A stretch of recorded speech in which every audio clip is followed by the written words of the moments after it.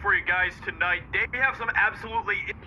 You know, I'm not getting on him, but he used my jokes. Remember, over the years, I've been using that title for years. But you know what? I tell the truth for y'all people who are familiar with YouTube. I did get that from Tommy. And his song is breaking news, nigga. But I ain't watched Tommy in years, cause he does seem. I'm on his side, but cause I seen some of the things they did to him, and cause remember it was filmed, cause you know some people do recognize him, and yeah, exactly. Oh, you talking shit? It's female. You talking shit? But that's not. To me, to him, it's like sometimes it does sound like he's bitter. So I had been stopped watching. But the reason I found Tommy, see, I keep getting sidetracked. It was just that's another story. And ain't he like a professional DJ? He got, supposedly he's fronting like everybody else. I don't know, I don't care. But anyway, back to this guy. Insane breaking news for you guys tonight. Dave Chappelle, the man, the myth, the legend himself, who has become a very controversial figure in regards to how the leftists treat him and think about him, was attacked tonight on stage while he was doing a show. This is absolutely insane. We have video of it here, but let's go ahead and see what this is all about. Dave Chappelle attacked on stage at the Hollywood Bowl. This is crazy stuff, guys. In video footage, a man is seen running on stage and tackling the comedian during his set at the Netflix Is a Joke Festival. Apparently, someone is very, very mad about Dave Chappelle, and then they respond with violence. This is what they do, right? Comedian Dave Chappelle was assaulted on stage during his set at the Hall. Now, see, that guy, he ain't that much younger than me. But I think the reason they don't really truly understand that generation, black folks or white folks, remember, like I explained in my other video, it'll be uploaded. But the guy I was working with, yeah, they're grown, they're definitely grown. That guy, he got his own business, and it's very successful. Like I said, he was able to pay us, if we worked 40 minutes for him, $60, and it's like not work. Basically, we're pushing something. But the stuff was so sensitive. It's medical equipment or either servers and MRI machines that it's like you can't even bump it up against the wall slightly, and so you need like 5 people to push something that normally one of us would push, but probably for insurance purposes, because this shit is like $2 million worth of medical equipment, just some kind of, it might even be just this big, but you got all these guys just basically like they say in the military with hands on it, so that's how it works. It really is just.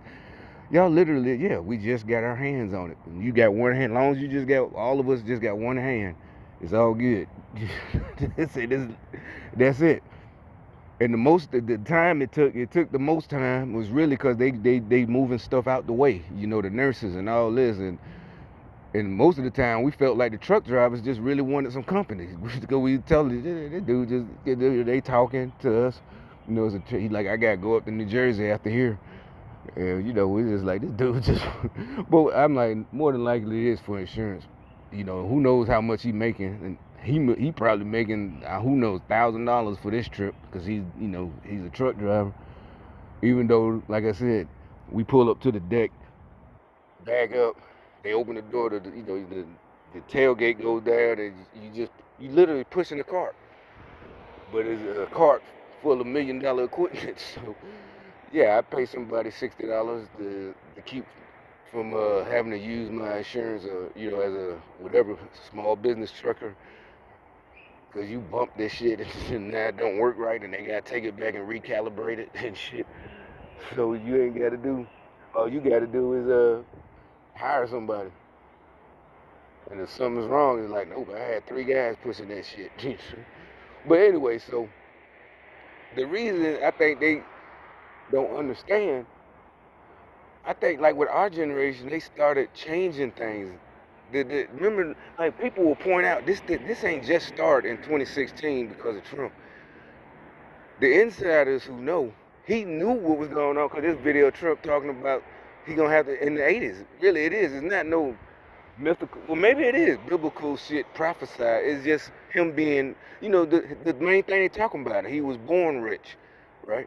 So he was privileged to maybe even as a little kid hear things that the rich people, Rockefeller and all them was talking about doing.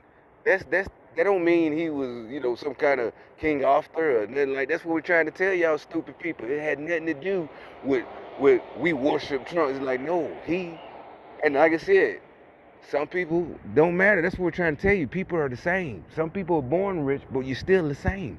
Some people are born rich and they're lame as fuck. Some people are born rich and they cool as hell. Everybody like them. No matter, it's not just because they just happen to have a nice car their dad bought them. It happened at our school. You got guys who had money, and this and that from their parents. So they had cars and they had to get a job or try to sell dope, but they selling dope anyway because they guys, it's just exciting.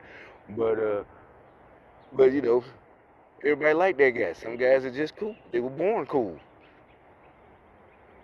And you could tell Trump was because when he would get back when he was on Twitter back then, he would say stuff to make them mad, and he never said nothing racist. He just said shit like I said. He said funny shit. It was funny. Oh, he's racist. He's misogynist. Like, because they didn't have a comeback, and their automatic comeback. That's why I said nowadays you people had it good for a while being lame. The rest of us, we couldn't be lame. We had to learn how to, like our generation. We grew up. Richard Pryor was still doing comedy. I remember when he got burnt, and I don't mean from the news. My family knew, like just like now, the next day. There was no internet, because we was in New York, and I knew what freebase was. I knew what crack was before crack cocaine came out. Oh, he was freebasing, and da da da da da. And I knew what it was. Something about cocaine in the spoon or something like that, and caught on fire. Then And I remember he came back and he had reconstructive surgery. So we grew up with different influence. We weren't, like I said, Dave Chappelle, he grew up in the North, right? Washington or something like that. So that's why, and literally it's like, I don't talk like that because that's how way that, no, that's how we grew up talking. Our influence, was different, you know. That's why, like, shit, niggas, da, da, da, da. That's why they thought Dave Chappelle was so edgy, but really he's the only one of us, our generation, that was doing comedy. Everybody else was either a little bit older, you know. Bernie Mac in the 80s, I mean 90s, even Martin, all them Def Comedy Jam. I don't think they was old enough to get on Def Comedy. Probably not, By the time Def Comedy, I was in the army, but I never even got to watch it because I was in the, not because we was working, we was, but at that time, everything was a sight. I'm goddamn going out every night just about. They ain't having to do PT.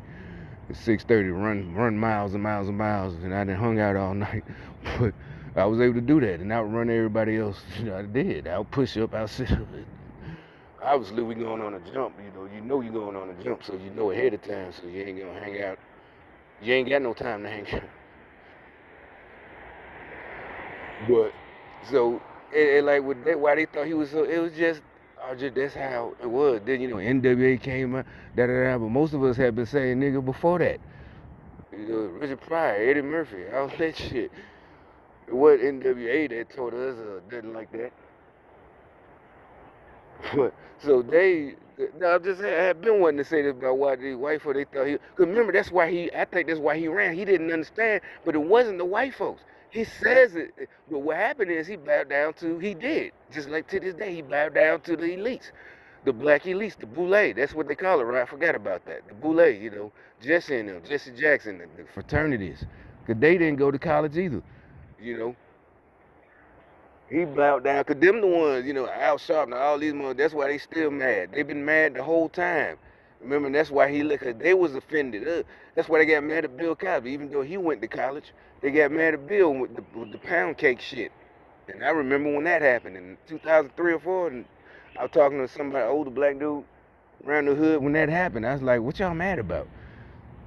It is like, well, he shouldn't have said. He said what he said. Maybe it was right, but he shouldn't have said it in front of all the white folks.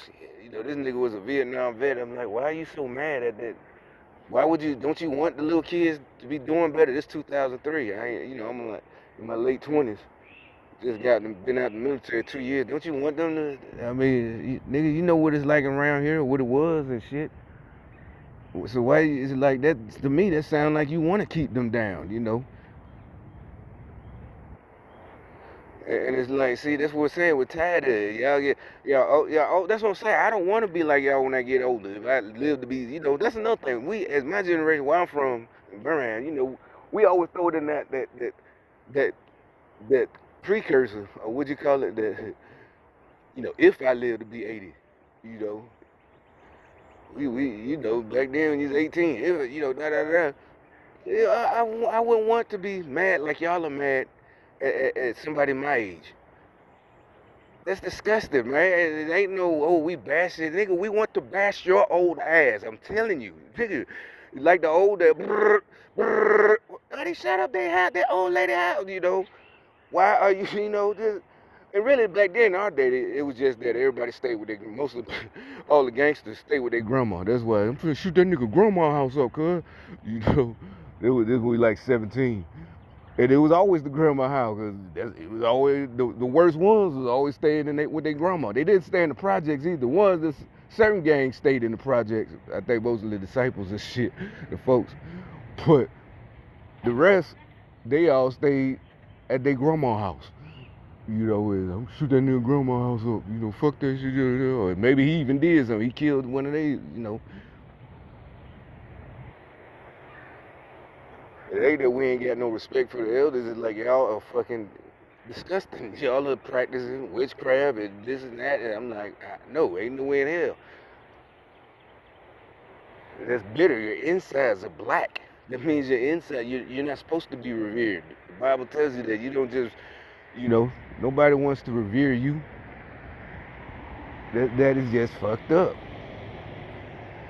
And you just the head of the patriarch or the matriarch. Black families, they like the matriarch. Either way, if your insides are black and you're jealous of your sons and daughters and doing this, and you're going along with Jesse and them right now, that is fucking disgusting. Jesse and Al, that is fucking disgusting. That is just plain jealousy. And hey, I don't know why. Most of y'all was doing good in the 80s and 90s, so what's the problem now that you're retired?